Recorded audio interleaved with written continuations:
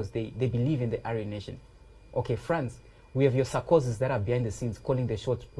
In the UK, we had the Gordon Browns and the Tony Blairs that were there.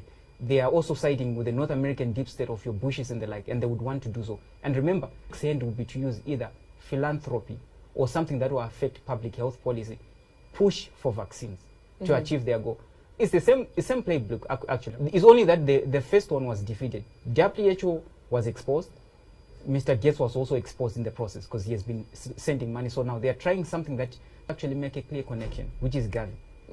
Because most of the pharmaceutical industry, you talk of GSK, they are actually signatories to the Gavi in terms of developing new medicine. So at the end of the day, you have almost the same achievement if they were to have their way again. It's unfortunate that the connection of Gavi to Mr. Gates might actually cause a lot of fuel as of now. And maybe people might actually want to know what are they involved in? What is that money going to do? Yes, that's it. So they continue with Gavi. Now, on the other hand, hundreds of demonstrators marched across Belgrade to protest against mandatory vaccinations for certain risk groups. So the organizers, the Civic Initiative Optional Vaccination Group, called on Serbian officials to urgently review the law on the program of mandatory and recommended immunization, adopted on the recent state of emergency in the country. The rally convened under the slogan, "I want to choose," conclude outside the radio television of Serbia building and to draw the attention of the country's public broadcaster to the issue. All right, so they're not the only ones that are actually protesting against this forced vaccine. We've actually seen, like, literally the whole world is saying, why are we being forced to be vaccinated? Yep. Which is what I also think might have stopped a bit the whole progression of these vaccines, because people started talking about it. Can we have, maybe an understanding of what this? We need more education so that we can make informed decisions. And of course, the 7 weeks with our dear man of God also has been an eye-opener, like a serious eye-opener for one too many people. Yeah.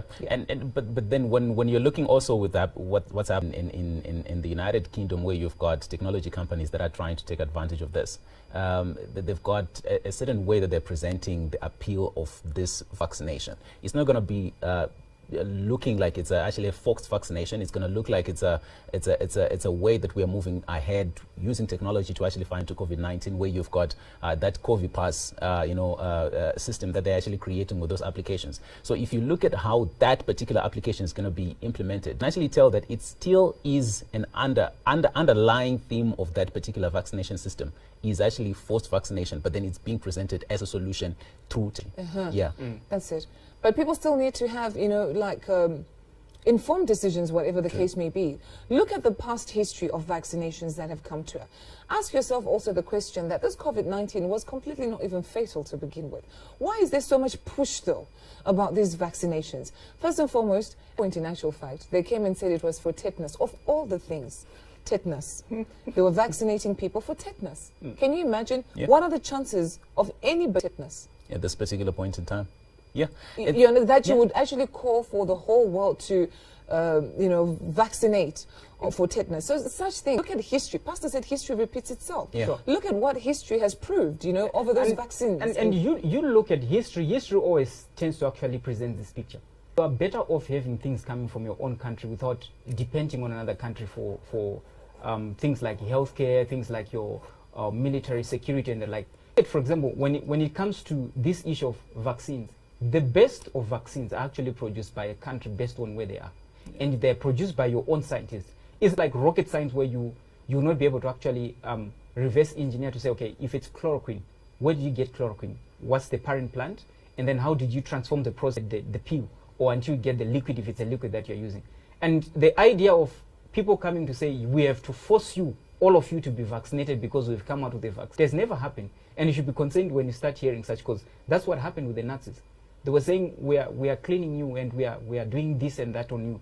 And then people found out that they had actually given over their rights. And people who were not wanted in the state were taken off. Yes, they were taken off.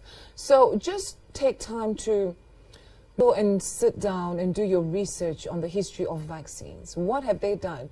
Do case studies of different countries. Africa, Europe, America. Wasn't long ago we showed you a video of an American lawyer who's become, a lawyer who advocates for these vaccines because he was vaccinated at a young age. And to think right now he's over 50? Yes. But now he has a disability. Yeah.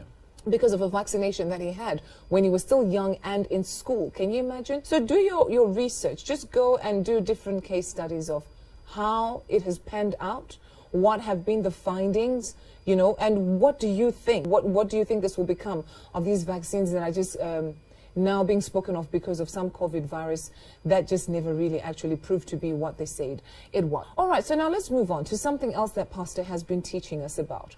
Is globalization a fulfillment of Christian biblical prophecy? Does the move to one world government line up with prophecy penned in the Bible thousands of years ago? Tatenda Bell gives you a Chronicles business report on cryptocurrencies, how they pave the way